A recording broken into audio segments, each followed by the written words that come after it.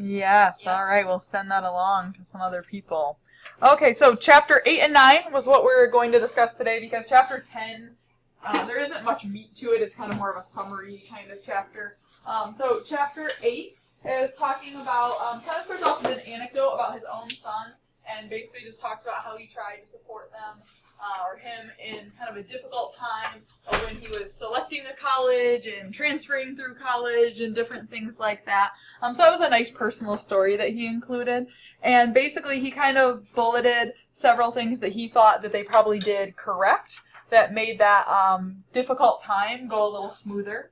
So he thought that they did a good job of listening, so they didn't just try to dive in and fix it. You know, his son had started college and was saying that it really wasn't going well. He wasn't enjoying it. He, just wasn't really happy with the choice he had made in Colorado for college.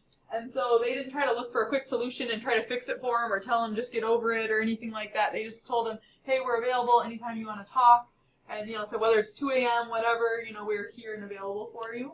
And then the second one was similar to the first one of not to rush into a fast solution that isn't going to be helpful in the long term. So to be okay with taking your time thinking of your solution.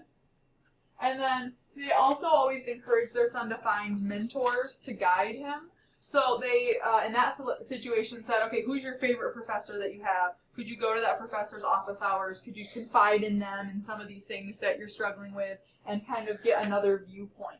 And I think that's especially a good suggestion because a lot of times they don't always latch on to a parent's idea right away anyways. They might have some reluctance or resistance to agree with what their parents are suggesting or saying. So sometimes it's nice if they have, input from someone else that they respect outside of the family too, like a professor or coach or someone like that. And then they also said that it's important to let them be in charge of their resolution, to let them brainstorm different solutions that they had, and because they will develop problem-solving skills through that. And eventually, if they solve the problem, they're going to have that sense of empowerment from it. So it might mean that letting them solve the problem takes longer than you would like. You kind of might know a good solution right away, but sometimes it's better to let that progress more slowly so that they develop those problem-solving skills and develop that empowerment.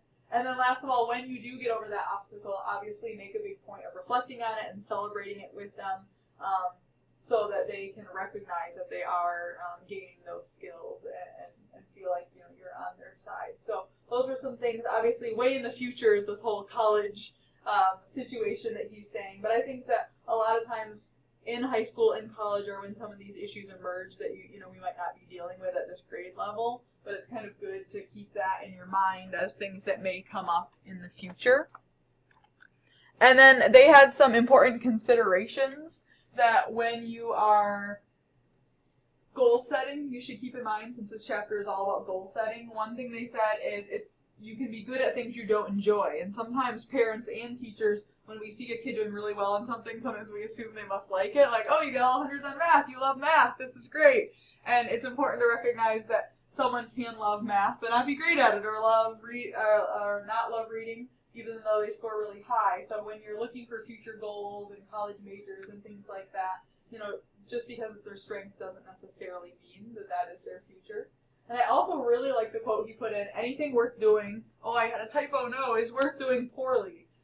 Because we've heard the saying before that it's worth doing well, and that's true, but a lot of times we have to do something poorly before we do it well. And I think that's a thing that gifted kids need reinforced to them over and over.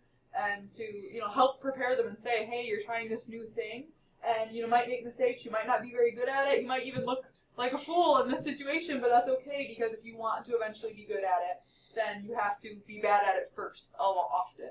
And a lot of these kids are used to being good at it first, so when they try new things, they might find, this isn't a strength area.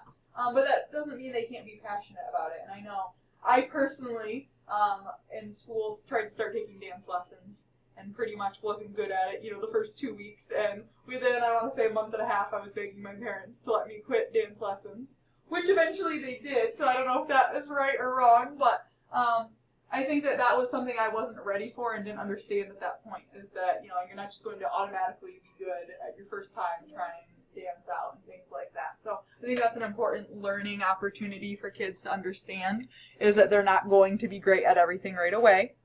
And that not all goals are measurable or fully attainable. So maybe you want to be a kind person, and it's really hard to quantify how to be a kind person. That doesn't mean it's not worth it. It's still a good goal, but in that specific kind of goal, it might not be measurable. Or you might want to be, the best violinist in the world, and that's a worthwhile, great goal. But, you might not ever get to that point, and realizing that just partial success can be something to celebrate as well. And this author gives an example, I think, of hiking or rock climbing or something like that he had done. And, he didn't get to his goal, but he got to a different altitude of hiking, and he could still be proud of that, even though he hadn't really accomplished the big goal. And then again, also not every goal is worth pursuing to its conclusion. Because sometimes we get partway through and realize, oh, this idea I thought, this major, this whatever it might be, is actually going to make me miserable. And that's a really difficult thing for kids and even young adults to wrestle with. But that, you can be there as a sounding board to help them understand that, this was your goal and maybe this isn't a great goal for you anymore, and to know when it's time to move on to a different goal. So he talks about goal setting and how to help your students with that. And I think that's something that, even though he was kind of doing it in more of a college, late high school setting, that is a good thing that we can start to work with kids on now, because a lot of times gifted kids aren't great at goal setting because they're really good at attaining goals. And so when you kind of just like a little Pac-Man accomplish all these things so quickly, a lot of times you don't think about how you got there and the process of how to set the goal and how to accomplish the goal. And so that's fine when you're younger and things are really easy to quickly accomplish. But then when you get older, it gets a lot harder, and so sometimes they need that guidance and that preparation and exactly how to go about goal setting. So being specific about your goal is great. You don't just want to say, I want to get the highest grade. Maybe it's something more specific, that I would like to have a 95% or above. Or maybe it's not, I want to be the best goalie in our league. Might be hard to quantify. Maybe you say, I would like to get 2 saves in every game. Whatever their passion is that they're setting a goal for, teaching them to be specific about it. Teaching them to be realistic, because maybe their goal isn't realistic, and talking to them about what a more realistic goal might be. Being reasonable on your amount of goals, because I think that's one of the hardest things. They have so many interests and so many things they're good at that sometimes they want to do more things than you really have time to do in one day. So talking to them about picking a few that are the most important to them. Being prepared to compromise, and they just mean that you do have to be flexible. You could get partway through and maybe you learn new things about that particular subject or that particular thing they're interested in, and you might have to change your goal partway through. It does help if you talk about timelines. So if you break your goal down to, I'm going to have this done at this point and this done at another point, having those timelines can be helpful for them. And then, I don't know why he called it be generous, but basically he said, tell your goal to other people.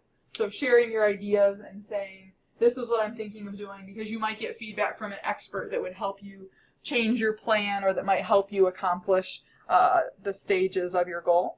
And then, of course, that we want to be there all along the way to celebrate with them as they reach each kind of benchmark in their goal.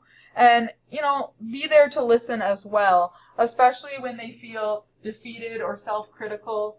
Because that's one of those characteristics of gifted kids, that they often get kind of frustrated and disappointed with themselves even when they are doing well. And so being there to encourage them and all of that. So going to college and selecting a career can sometimes be especially difficult for gifted kids, because they have a lot of potential. And so because they do so many things well and have so many interests, sometimes they're overwhelmed by picking one thing. And so a lot of kids at that senior year of high school, beginning of college, can kind of go through a stressful time, so that's a good thing to be prepared for. First of all, you can start to prepare them for that even in childhood by allowing them to explore things they're interested in from an early age.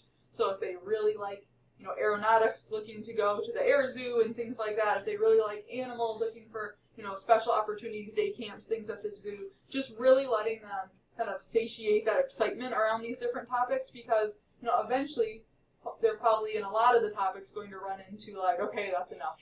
I've done what there is to do in this topic. So letting them dive into a lot of topics and explore them from an early age is great. This author also suggests journaling, and he says a lot of prompts like "it brings me joy when" might be good things to recommend when they get in high school and they're having trouble kind of looking to the future, sometimes instead of saying, what do you want to be when you grow up, it's a lot easier to say, well, what makes you really happy? What do you really enjoy doing?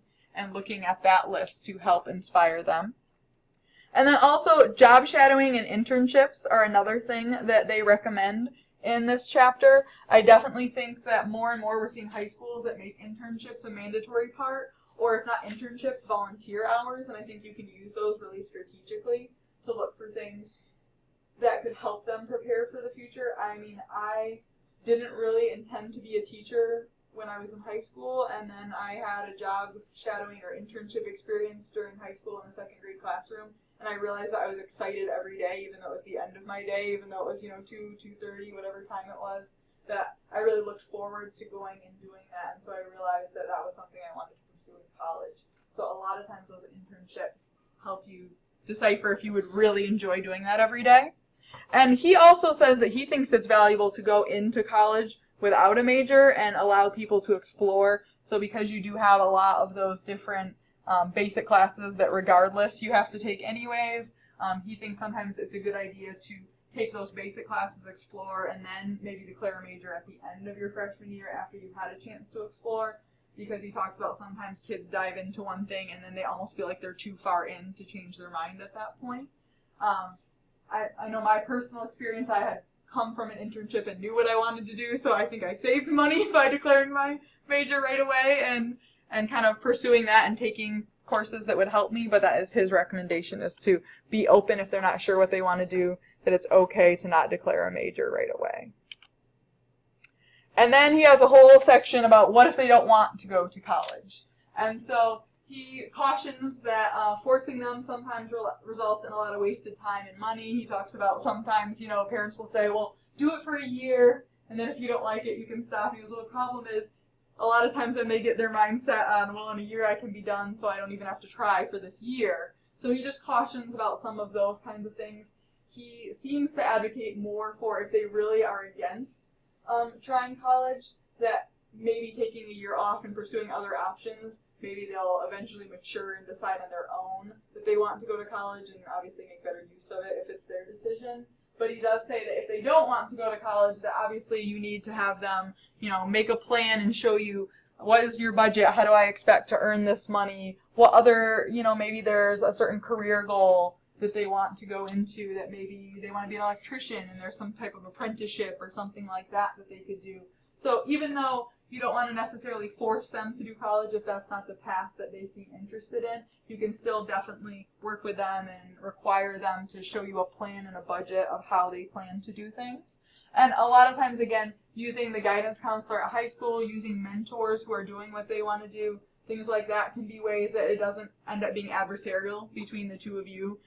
And so that's just one thing to keep in mind, because sometimes, especially if a kid hasn't been challenged enough in high school, they might get to that point where school just seems so boring and not exciting to them that sometimes they're somewhat reluctant to go to college, and that really varies.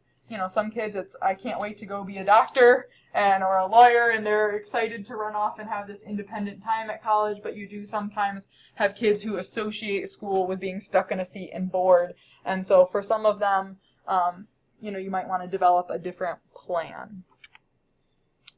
Okay, chapter 9. Oops. Somehow deleted my slide. Okay, we'll come back to that. Other ones that we have are books by James Delisle, I believe is how you pronounce his name. And so these are all other ones that if you enjoyed this one, you might be interested in some of his other topics. He originally started, you'll remember from some of his excerpts, as a special education teacher, so not 100% of his books are to do with gifted kids. Most of the ones that I've included pictures of here have to do with gifted education. Growing Good Kids is a more general one. That's one talking about learning leadership skills and compassion and self-awareness, kind of more of a character skills book. And then most of the other ones I've included here are all about giftedness. Some of them are just hearing from gifted kids, interviews that he's done, and if you're interested in getting perspective from different gifted kids at different ages, some of them are more descriptive like that, and other ones are targeted at gifted kids that are struggling in school, and then some are just targeted more at the education system and his views on what things kind of work against